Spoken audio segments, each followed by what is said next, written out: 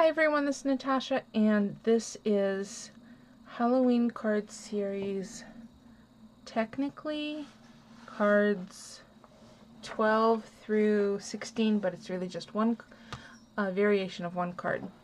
So what I did is for this one I used a digital image from Greening Farms, and this one is grayscale flood filled.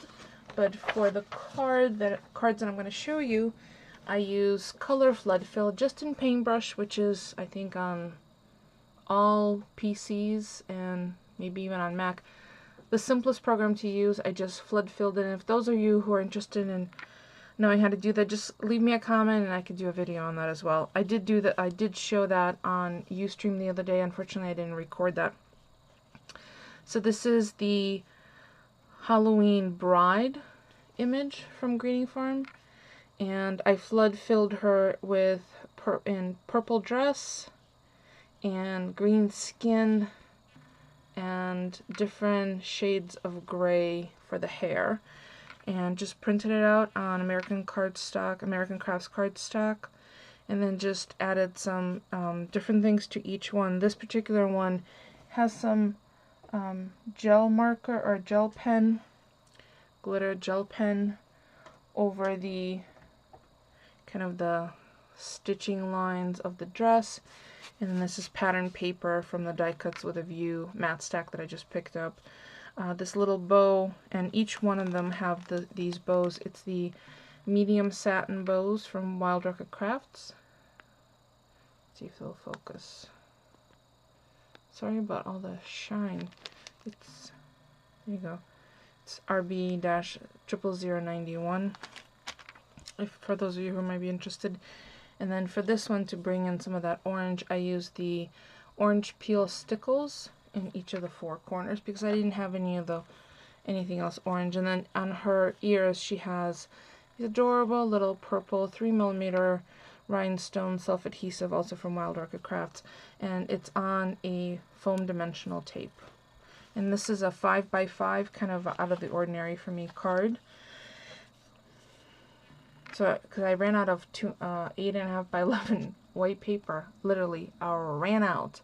Used the last sheet to print her off on, and I had to use my 12x12 white paper that I have for my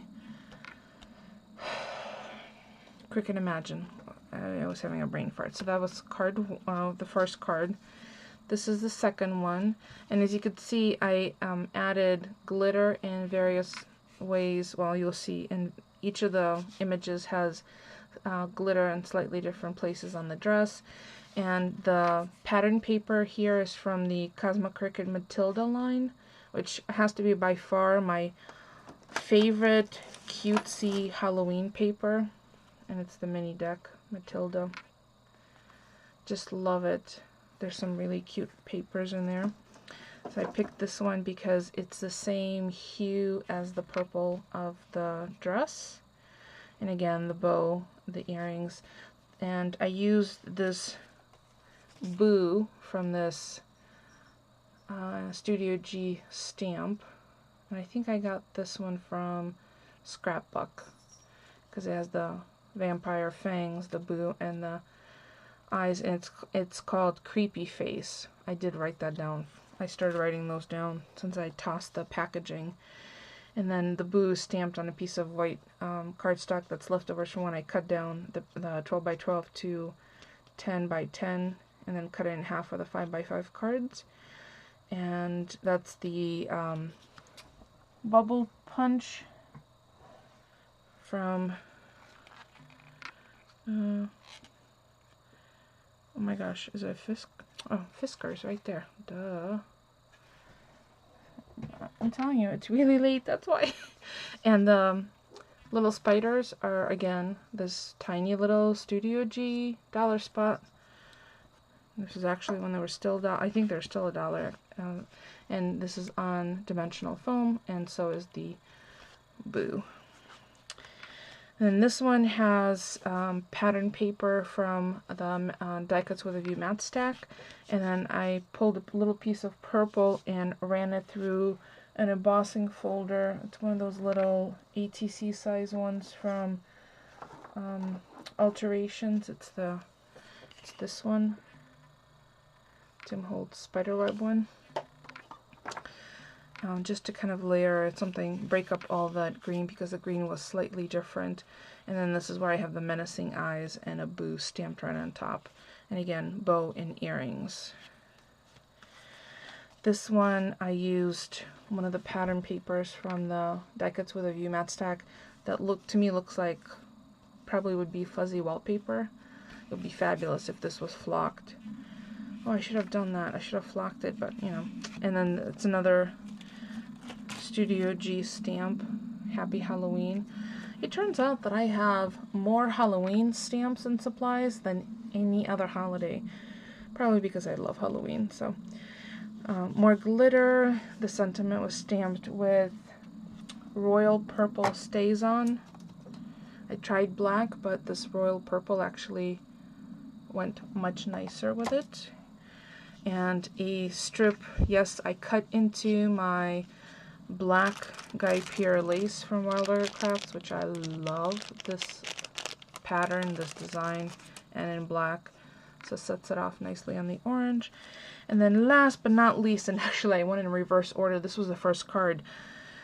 This one also has glitter and some cute little earrings, the bow, but this trim is from Making Memories. It's this orange trim, and I have to utilize it now because, as many of you know, orange is not one of my favorite colors, but I think it went really nicely with the plaid paper in the background, and the bling is Say It in Crystals Prima. I don't even know how long I've had this. It's probably from like 2009. So I got an opportunity to utilize this, and again the same Happy Halloween stamp.